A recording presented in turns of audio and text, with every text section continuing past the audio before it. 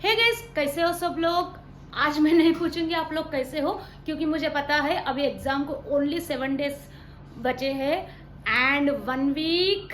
No tension. तो क्यों tension ले रहे हो? मुझे इतना मीन्स इतने सारे टेलीग्राम पे मैसेजेस आ रहे हैं, मैम टेंशन आ रहा है, पैनिक आ रहा है। क्या रिक्वायरमेंट नहीं है टेंशन लेने की। आपने सबने पढ़ाई किया है, मुझे पता है आपने सबने अपना 100% दिया है। सो प्लीज पैनिक नहीं होना है। सो मैं आपका टाइम वेस्ट नहीं करूंगी। सो आज का टॉपिक है corporate funding and listing subject का पार्ट बी की स्ट्रैटेजी।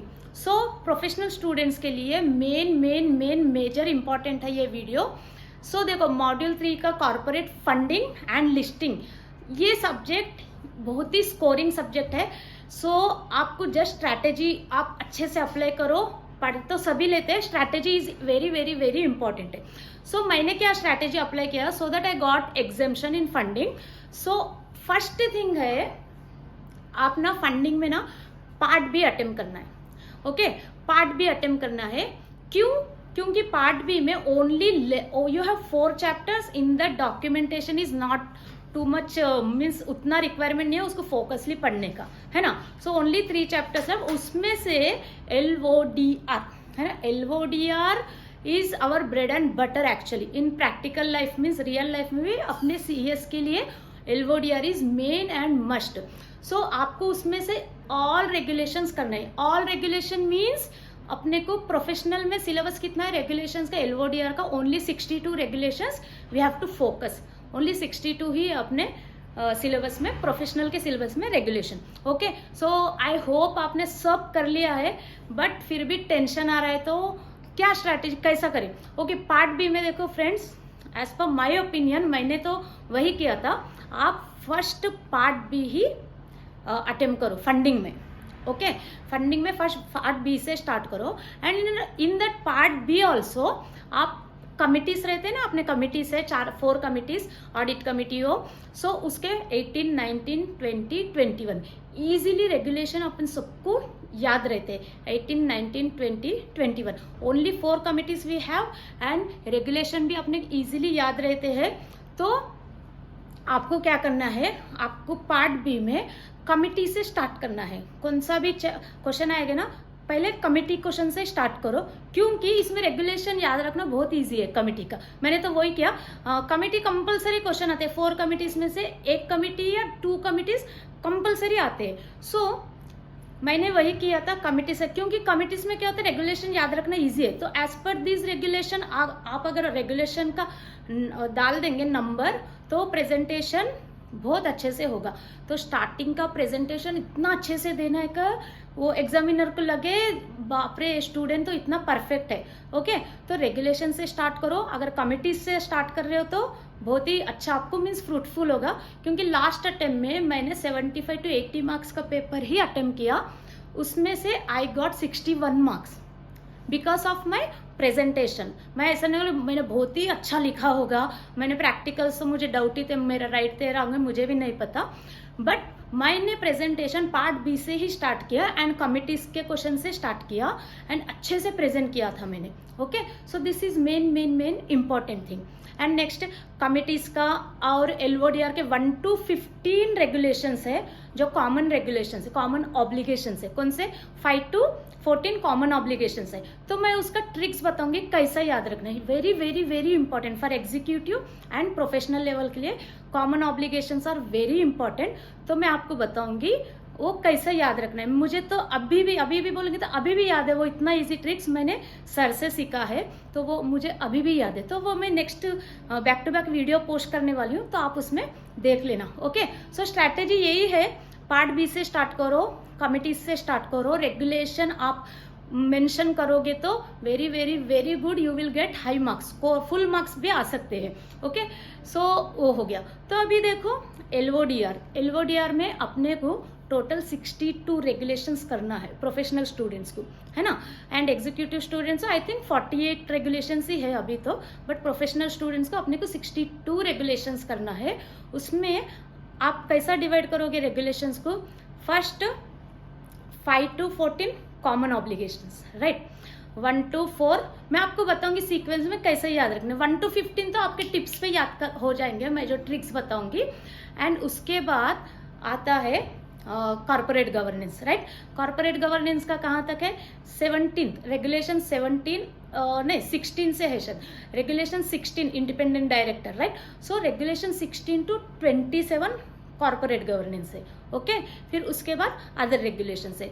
एंड उसके बाद 50 to 62 नॉन कन्वर्टेबल डिबेंचर्स का है ना, वो रेगुलेशन है। तो वो पूरा टोटली ऑलमोस्ट अमेंडेड है ना, नॉन कन्वर्टेबल डिबेंचर्स का। तो 50 to 62 मोस्टली अमेंडेड है, तो आप प्लीज अमेंडेड ही पढ़ना है आपको। एंड आई होप कि मुझे ऐसा लगता है कि उसमें से एक बार आने के बहुत ही ज्यादा चांसेस है 50 to 62 के बीच में जो रेगुलेशंस है, ओके।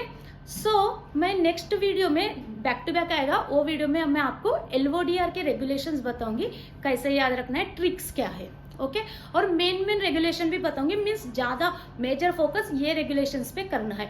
बट स्ट्रैटेजी यही है, अभी मैं स्ट्रैटेजी नहीं बताऊंगी, ऑलरेडी 2 या 1 वीडियो में पोस्ट कर चुकी हूँ स्ट्रैटेजी का। This is the last video for corporate funding की स्ट्रैटेजी का।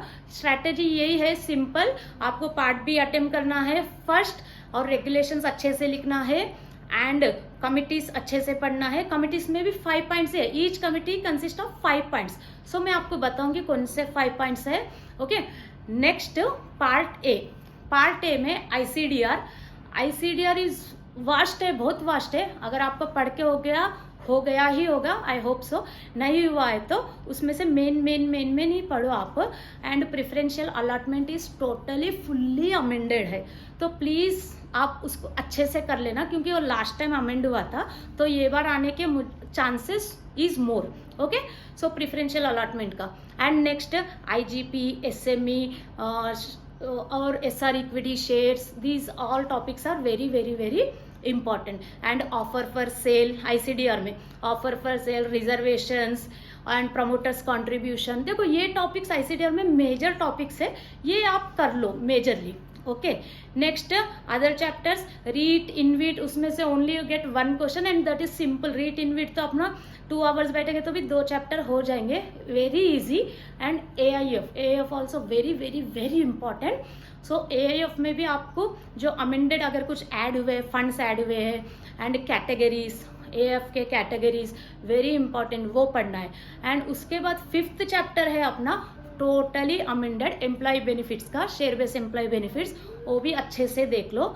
6th चैप्टर वो तो अभी इस टाइम पे अप्लीकेबल हुआ है, वो भी अमेंडेड था, बट लास्ट टाइम तक वो डाउट था कि अप्लीकेबल होता है नहीं, बट दिस टाइम सारा कंफर्म कि अप्लीकेबल है। तो 6 चैप्टर देखो, 1 to 6 very very very important. And उसके बाद 9th चैप्टर भी बहुत इंपॉर्टेंट है, मोस्ट इंपॉर्टेंट 9 चैप्टर, ओके, वो भी करना है। और बाकी के जो रिमेनिंग चैप्टर है 7, 8, 11 तो है नहीं, 11 पूरा ओमिटेड है, एंड 12, ये चैप्टर्स भी मोस्ट इंपॉर्टेंट में नहीं आता, मोर इंपॉर्टेंट में आता है।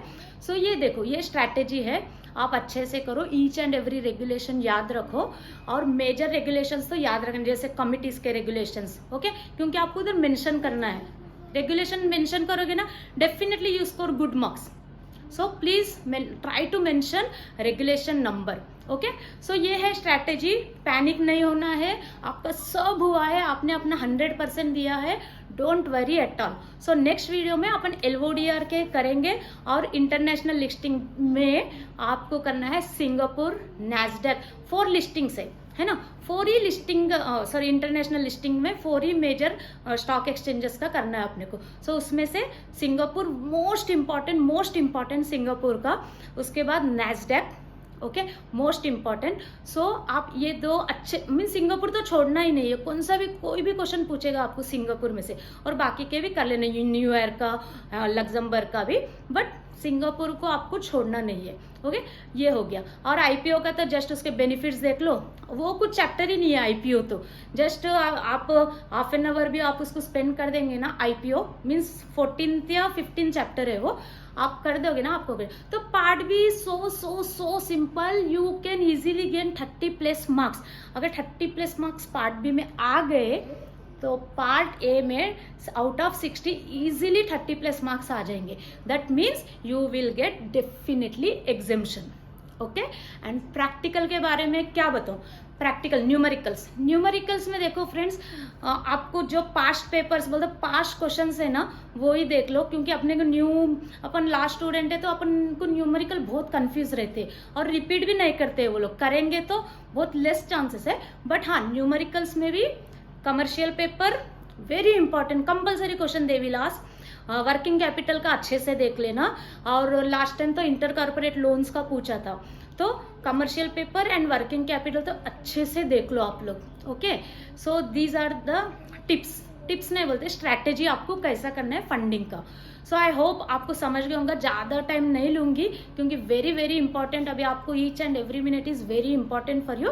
अभी नेक्स्ट वीडियो में देखेंगे LODR के, फिर उसके नेक्स्ट वीडियो में मैं लाऊंगी ये अपना इंटरनेशनल लिस्टिंग है सिंगापुर स्टॉक एक्सचेंज में. मोस्टली स्टूडेंट कंफ्यूज है. सो ये वीडियो यही मैं एंड करती हूँ. एंड प्लीज अपनी पढ़ाई कंटिन्यू रखो. Don't panic at all. Again I am repeating you, be positive. Next video आप जरूर देख लेना. एंड चैनल को प्लीज सब्सक्राइब कर देना, शेयर कर देना फ्रेंड्स के साथ. लाइक वीडियो अगर अच्छा लगे तो श्योरली लाइक कर देना. ओके फ्रेंड, चलो टिल देन बाय.